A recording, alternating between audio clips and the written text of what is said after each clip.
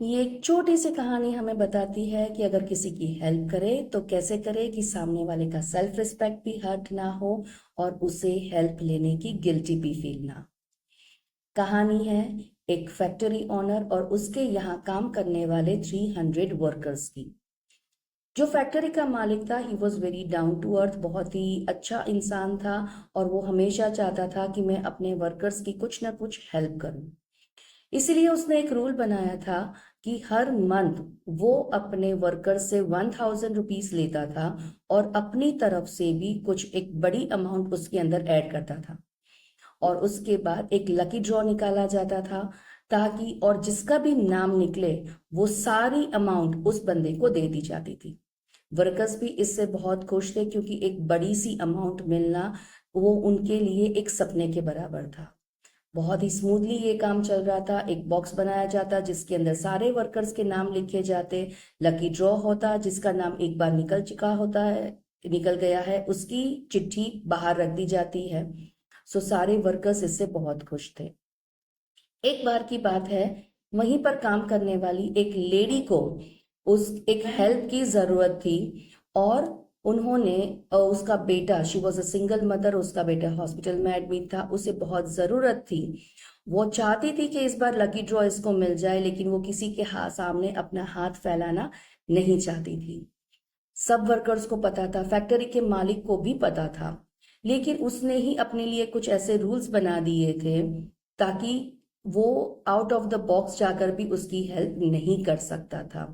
वो उसे उस लेडी को सारी अमाउंट नहीं दे सकता था। इतने सारे वर्कर्स थे तो सब में एक कोऑर्डिनेशन बना के रखने के लिए उन्होंने कुछ रूल्स बनाए थे।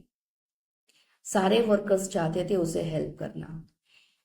अब the last day of the month was there. It was the time for the lucky draw. हर कोई अपनी फिंगर क्रॉस करके बैठा था। वो लेडी भी अपनी फिंगर्स क्रॉस करके बैठी थी कि काश ये ड्रॉ उसे मिल जाए। लकीली जो 3 चिट्ठियां उठाई गई उसमें से उस फर्स्ट में आया, उसी लेडी का नाम आया। उस 3 में से जब वापस से एक चिट्ठी उठाई गई तो उसमें उसी लेडी का नाम आया and all were very happy for that lady. Factory के मालिक को थोड़ी सी क्यूरियोसिटी हुई कि बाकी की जो 2 चिट्ठी है, लेट मी चेक कि उसमें से किसका नाम निकलता है। उसने दूसरी चिट्ठी निकाली, उसमें भी उसी लेडी का नाम था। उसने तीसरी चिट्ठी निकाली, उसमें भी उसी लेडी का नाम था। टू हिज सरप्राइज उसने सारे जब बॉक्स के नाम देखे, चिट्ठी में नाम देखे, सभी में उसी लेडी का नाम लिखा हुआ था। फैक्ट्री मालिक ने खुद ने भी अपनी तरफ से उसी लेडी का नाम लिखा था। हालांकि उसे पता था कि शायद एक नाम कोई हेल्प नहीं करने वाला, फिर भी उन्होंने वही नाम लिखा था और वही काम सारे वर्कर्स ने भी किया था। फ्रेंड्स, अगर वो चाहते तो खुद के नाम लिख सकते थे और जिस किसी को भी ये लकी ड्रॉ मिल जाता वो उसके पास जाके बोल देते कि भाई I am ready to help you out, तुझे अपने बेटे की जरूरत है तो तू अपना ये मेरे पास से पैसा ले ले।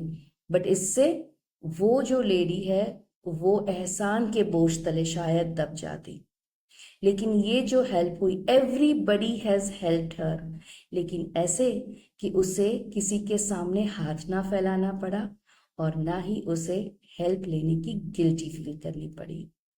सो अब से अगर हेल्प करे तो ऐसे करेंगे जैसे हमारे गुजराती में कहावत है कि अगर जमणा हाथे मदद करी तो डाबा हाथ ने पण खबर ना पड़े। दैट मीन्स कि अगर दाएं हाथ से अगर हमने किसी की हेल्प करी है तो हमारे बाएं हाथ को भी इस बात का पता ना चले। जय हिंद, जय भारत।